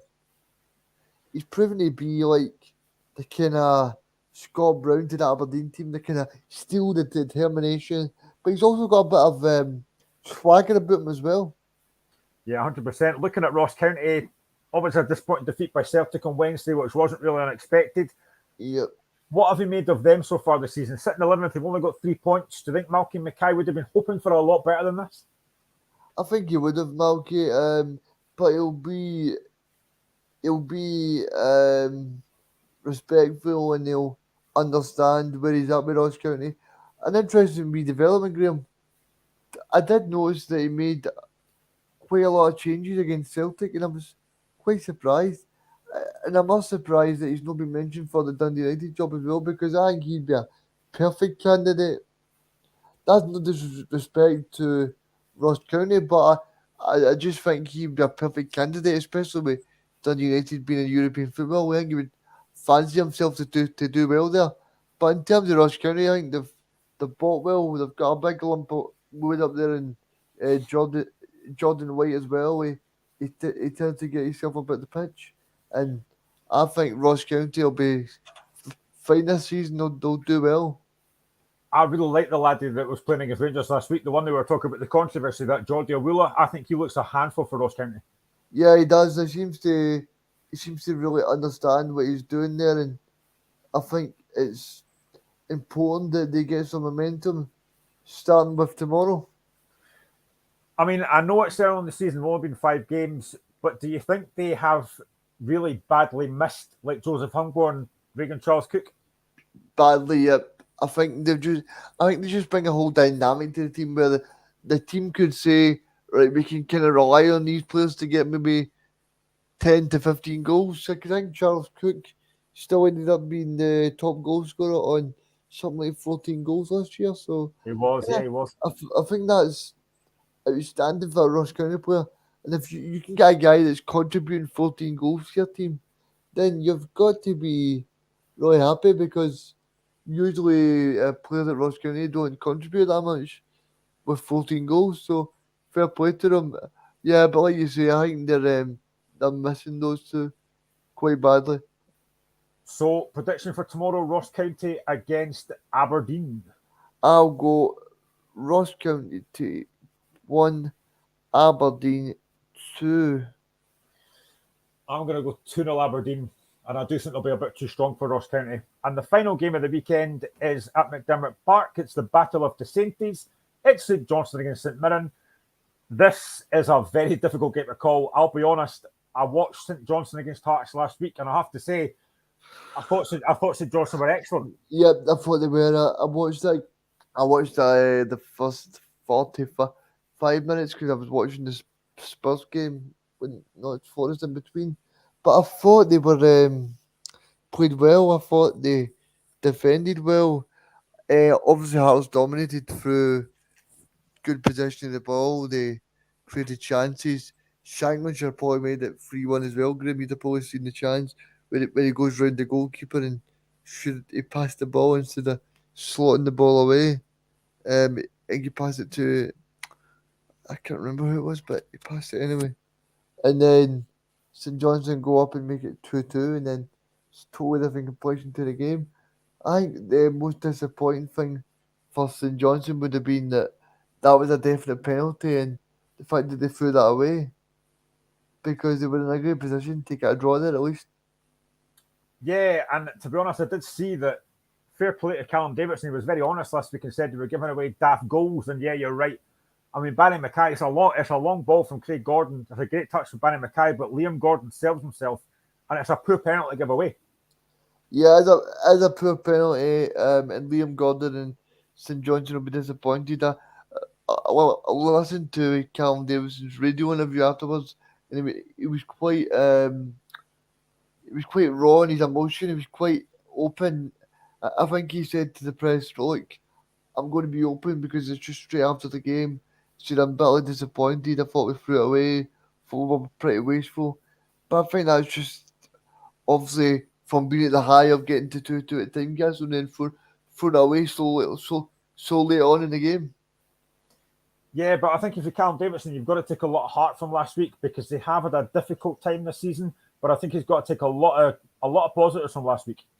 Yeah, I think he will, because they're a very decent team and they're playing well. And I think as well that if you're beginning to see an improvement in your squad, an improvement in your team, and you're beginning to see them get not so much like get the victories, but show a bit of determination, show a bit of fight, show a bit of will, and get there in terms of the 2-2 and playing well against a very strong Hearts side, then you'll start to get a bit of hope.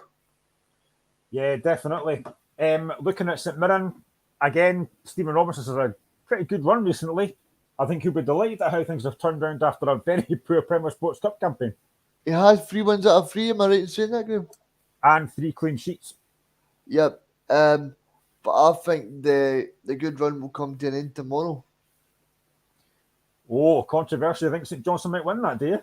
Yep, the battle of the Sainties, and I'm going to say St Johnstone impressed me last week, and they'll pick up where they left off, and they will win that game by 2-1. I'm going to go the other way. I think Robinson will continue the run, and I think St Mirren will win by 2-1. So we've got 10 minutes to go. Let's look at the transfer window. Sorry, Graham, I just want to bump in some more bad news for Andy Murray. Bernadetti is a set point for set number 2 to go 2 sets up in a best of 5 sets at Flashing Meadows. Disappointing for Andy Murray, but hopefully he can make the transfer back. But let's look at the transfer window. So, as I said, I took a note of the amount of signings that people have made.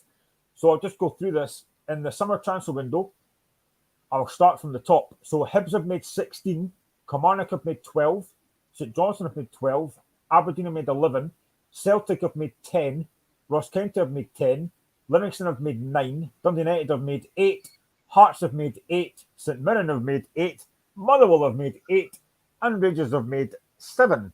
So, Reagan, looking at that, you would have to say that Hibs have done a lot of business, but who do you think at the moment has done the best business? The best business? I think probably the best business, I would say Hearts. Shank was a born goal scorer. I think he's just shrewd. If they get Clark in, then you can't look to buy them.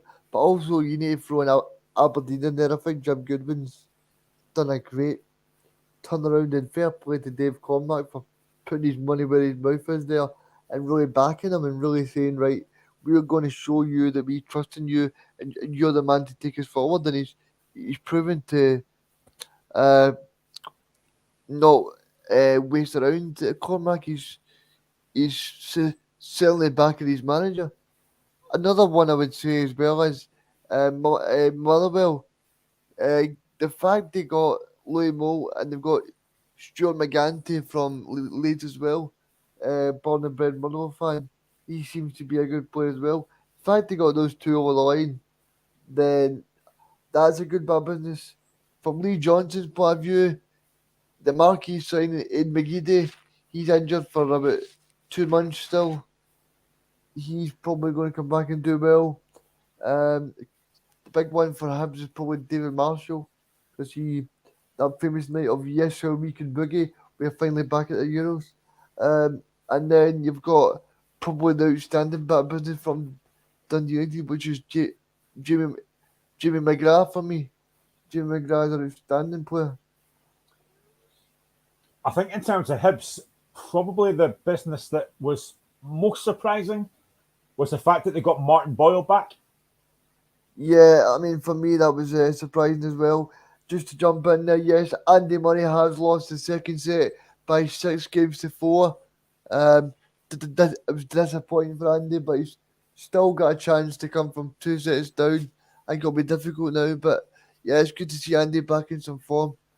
In terms of Hibs, I think Lee Johnson will just be interested to see how his players develop.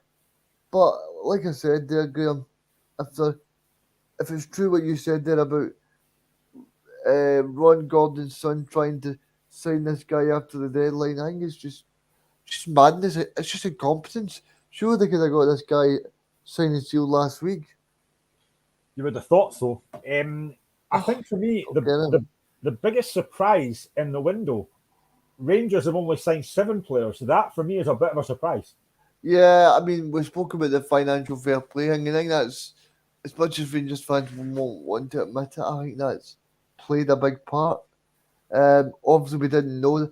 Obviously, it's quite interesting that we only find this out after the transfer window, because Rangers fans, if this news didn't come out, would have went on phone-ins and commented to shows like this and went, "Oh, what's happening, Rangers? You're not backing the manager. You're not doing this. You're not doing that."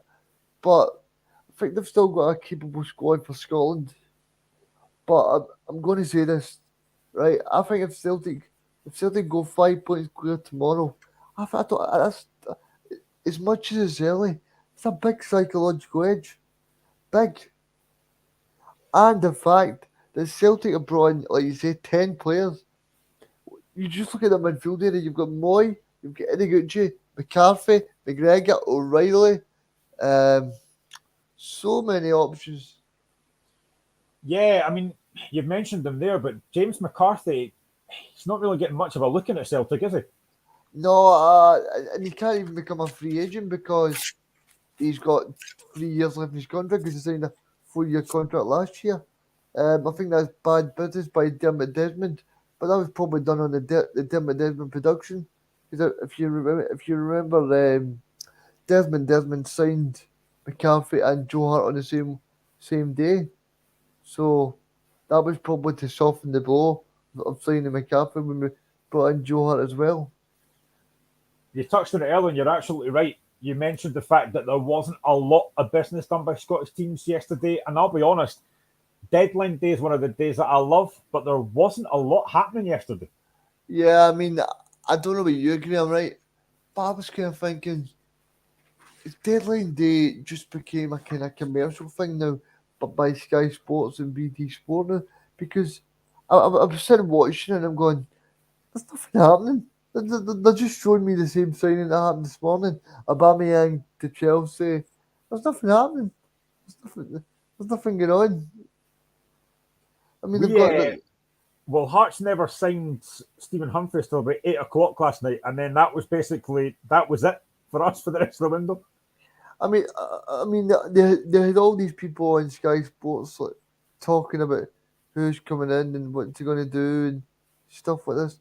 But at the end of the day, it's I don't know if the pandemics had an impact. The fact that the clubs lost a lot of money, do you know? Maybe that, Graham.